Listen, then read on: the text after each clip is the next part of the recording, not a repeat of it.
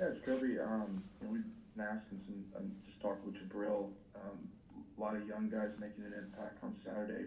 What do you see in the young players on this team? I see growth. Um, just earlier that week, I was talking with Moffitt and I was talking with the strength staff. And I was talking about how the freshmen kind of they didn't get the normal off season coming into the year. And a place here, we depend on our freshmen to play and have some big roles. And I'm a true believer in how you really find team character, you find team leaders, and you find just kind of the theme of the team during summer workouts with Moffitt. And we lost that due to the coronavirus.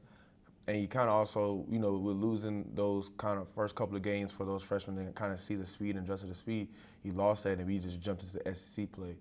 So for the freshmen to kind of stay with it and not quitting and just learning on the run and just learning on the move, I think I see a lot of growth and a lot of maturity because I know that the situation they were thrown into this year was really really hard. Hey, JaCoby, one quick question and a follow up. Is it safe to assume that this is your last home game? Yeah, it is. Yes, sir. Okay, so there's no chance you're coming back with the COVID rules and all that. No, sir. Yeah. Okay. Well, you have so much to reflect on in your career, right? I mean, the greatest team of all time, the struggles this year. Is it all part of life? Is it all part of life experiences? Oh yeah, it's funny you guys asking these questions because it's like I had these conversations before because I was actually talking to Jack Marucci about the game, and I was saying it's like a simulated version of how the season went, the entire game, where at the beginning of the game, defensive wise, we were doing really well. You can kind of look at last year we came off a really high season and stuff like that, and then there was parts of the game where they kind of exploited us and kind of exposed holes in the armor, and so to speak, defensive wise and just team wise. And they came and ate our lead up and took the momentum back. But this team right here and just kind of following the leader, following our head coach and how his personality is, we stayed together and we fought and we had grit, and we took the lead back and eventually we beat Florida and won the game. And when I was telling this to Jack, he kind of looked at me. He said, that's exactly right. I mean, that Florida game is kind of a simulated version of this, how the season went. And this kind of how life is. Every game is kind of like that. You're going to get hit. You're going to get knocked down. That's, I can, guarantee that 100%. It's just about how you respond and how you get back up. Yeah, JaCoby, how would you describe how the season has been? I mean, especially in comparison to your previous years here at LSU, for this to have been the kind of season that it has been. What would you describe this season to be? And also, what do you think it'll mean for the team to possibly end the season with a 2-game win streak? Right. It's odd. I mean, we'll be lying if I didn't say it was odd. I mean, like I just said that we didn't have an off season, and I think people are going to really realize how big an off season really is, how big the strength staff, how much the strength staff actually does with creating team chemistry, creating just creating the teams. Like I said, theme of going into the year. We didn't have that, and that's a really big deal. And for us, it hurt us. I mean, we had one of the best head weight coaches, and Coach Moffitt. So that those summer workouts gets us ahead body wise, but also morale wise and mentally, emotionally. And for us to kind of have that cut short and have a variation of that really made the season odd. Because I mean, that's one thing about just sports in general is about repetition and making things normal. And for the young guys, it's kind of almost just throwing them into the fire and they're like, hey, learn on the run. And that's not, you kind of, it kind of have situations like we had this year when that stuff happens. Hey, JaCoby, I guess kind of what does it say, about the defense? You guys obviously give up a ton of yards to Florida, but you guys were able to, bend but not break. And I know that's something you talked a lot about earlier this season when we met with you. I mean, just how big of an impact does that have? Just, having guys step up and make timely plays and being playmakers throughout the rest of the season. Right. I mean, that's the mentality every defense has to have. Things are going to go wrong. I wish I can tell you that, we can give up 0 points every week, and that we limit them to under 150 yards passing and 50 yards rushing. But just the athletes that we're facing and the schemes these guys are coaching, it's hard to do that now. So it's something that every defense has to talk about going into years about bending and not breaking, because famous words of Coach Corey Raymond is that those guys on scholarship too, and they're going to make plays. But like I said, it's about how you're going to respond. And I think with Florida, we put ourselves into some bad spots. There were some times where they completed a long ball, or we had a penalty and they got into the red zone. And I think they were actually I think their percentages were really good in the red zone and red zone goal line. And for us to stop them multiple times, it just speaks to the team, and it speaks to the mentality of the team. Over your 2017 class, I mean, from the 5 stars down to the 2 stars, everyone was pretty successful, a lot of leaders in that group. I guess it's probably a tough question to answer, but do you think that's something that was already there in that class and just like who those guys are, or do you think that's something that can get developed?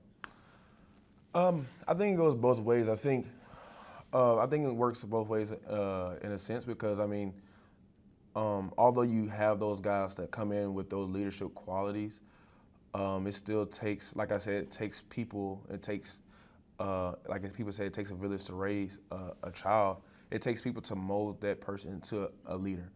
Coming in, I didn't see myself as a leader, or I didn't see myself as being a vocal leader. And the whole time, Coach Moffitt, Coach O, Jack, they're telling me, hey, you need to do this. You need to go tell the team this. The guys listen to you and stuff like that. And, I'm like, no, they don't. You know what I'm saying? And it really took until the end of last year for me to realize, like, hey, that sometimes the things that I do say kind of hold a little weight. And so it works both ways, with the coaches knowing who they recruited and what they have, and them molding that player and allowing that player to grow and helping them grow into the leader and eventually into the man they're going to be when they leave here. JaCoby, you've talked about this is your last game. What would you want your message to leave behind for the team? Oh man, just patience and hard work.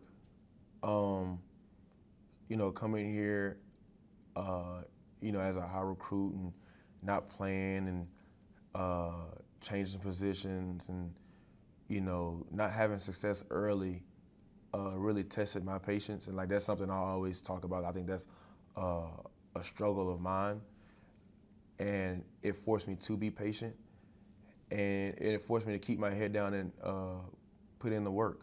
I mean, it was obviously that a job and a spot wasn't going to be given to me here, and I just had to be patient. Like I said, I had to be patient and put in the work to get good enough to even get on the field at LSU.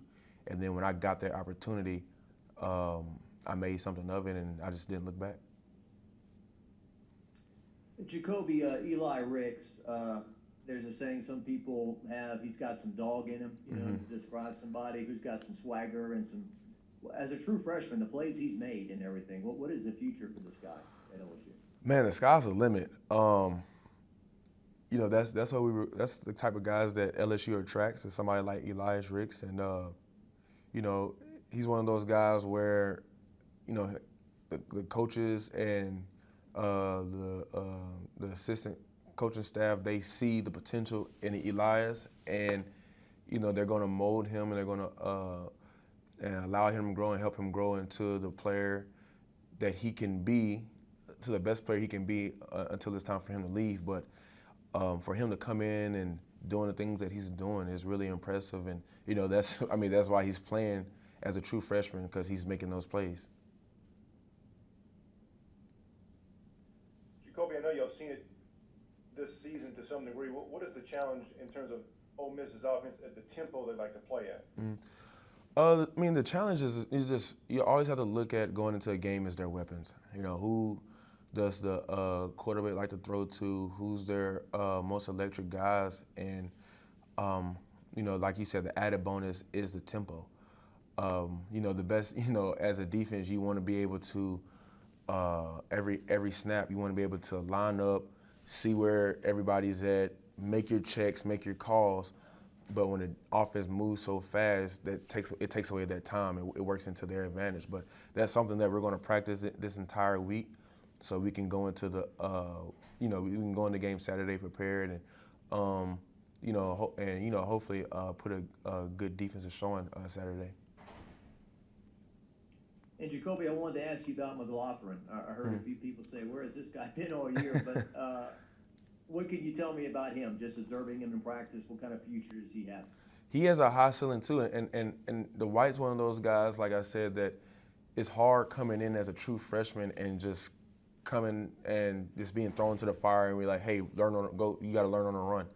You know, maybe, and you know, people are asking that where Dwight's been. I mean, if you look back, like I said, I'm always going to go back to the off season with Coach Moffitt and those couple of games before we get into the SEC play. You know, that's probably the time where Dwight could have really matured and learned his role and and really got a chance to learn how college football really works. And he could have been here even earlier. But the ceiling for Dwight is high, and like I said, I'm very proud of the freshmen and the underclassmen. What they have to go through this year. I mean, you know, like I said, they really were just thrown into the fire, and they were thrown into the SEC West, and that's a hard division and conference just to be thrown into the fire and telling a 18, 19-year-old kid to learn on the run. Thank you for your time, JaCoby. Yes, sir.